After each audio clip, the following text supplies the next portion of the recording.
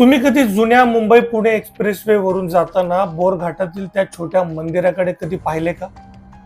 ते मंदिर एका अशा माणसाचं आहे ज्यानं मुंबईला उर्वरित महाराष्ट्राशी जोडलं आणि मुख्यतः पुण्याशी.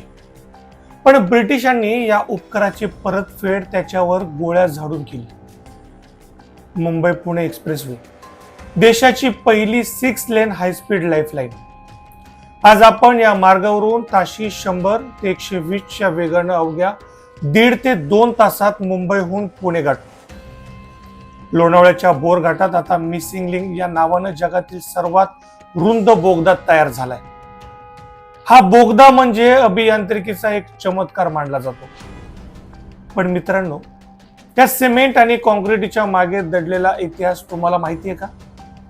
ज्या घाटासमोर 1850च्या दशकात जगातील सर्वात मोठ्या ब्रिटिश साम्राज्याचे इंजिनियर्स हतबल झाले होते, जिथे आधुनिक विज्ञानाचे सगळे नकाशे फोल ठरले होते, तिथे एका सामान्य धनगरानं हा मार्ग शोधून काढला होता. पण या उपकाराची परतफेड इंग्रजांनी सोन्याचं बक्षीस देण्याऐवजी छातीत गोळी झाडून केली. आज आपण अशा एका महापुरुषाची थरारक गोष्ट उलगडणार आहोत, ज्याचं नाव इतिहासाच्या पानात कुठेतरी हरवलंय, आणि ते नाव म्हणजे शिंगरोबा धनगर.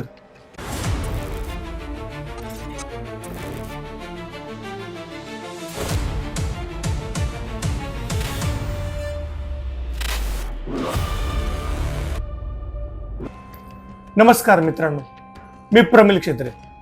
तुम्हाला हे रहस्यमय आणि थरारक गोष्टी ऐकायला आवडत असतील तर प्रमिल क्षेत्रे ह्या माझ्या युट्यूब चॅनलला लाईक, शेअर आणि सबस्क्राईब करा, जेणेकरून मी नवनवीन गोष्टी तुमच्यासाठी घेऊन येईल.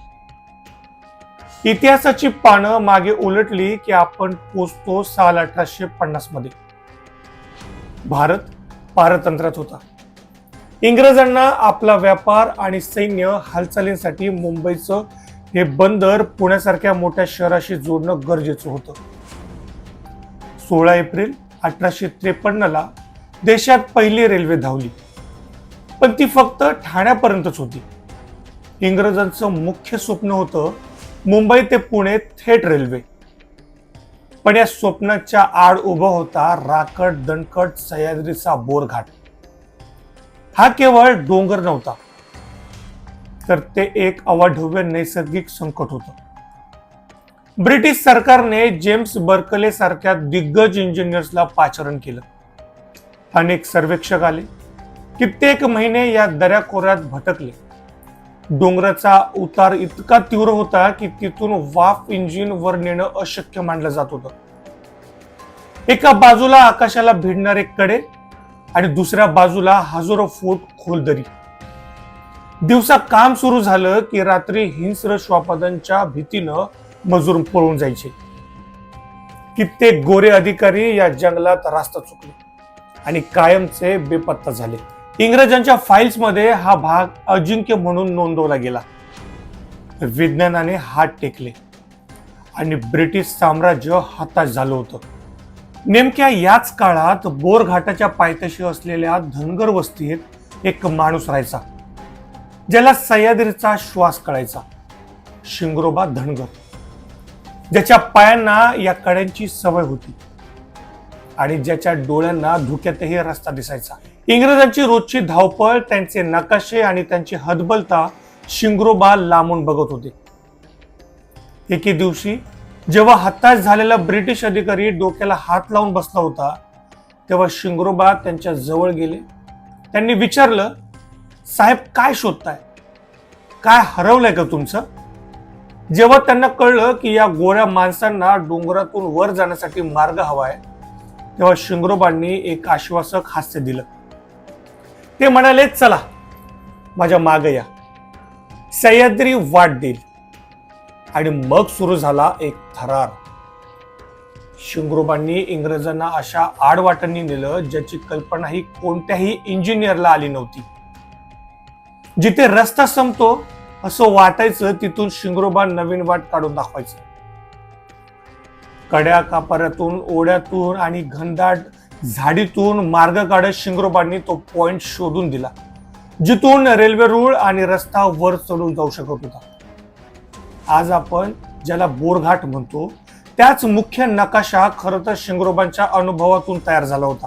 आधुनिक विज्ञानाचा तो पहिला विजय शिंगरोबांच्या मुळेच शक्य झाला होता.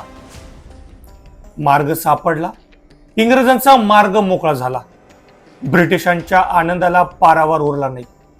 त्यांनी शिंगरोबांना आपल्या छावणीत बोलावलं. गोरे अधिकारी मोठ्या अभिमानाने म्हणाले, माग शिंगरोबा, काय मागायचे ते. तुला मोठी जहागिरी देऊ, सोन्याची नाणी देऊ, तुझी 7 पिढ्या बसून खातील एवढी संपत्ती देऊ. तू आमचं मोठं काम केलंस. पण मित्रांनो, इथेच या कथेला सर्वात थरारक वळण येतं. शिंगरोबांना पैशांचा मोह नव्हता.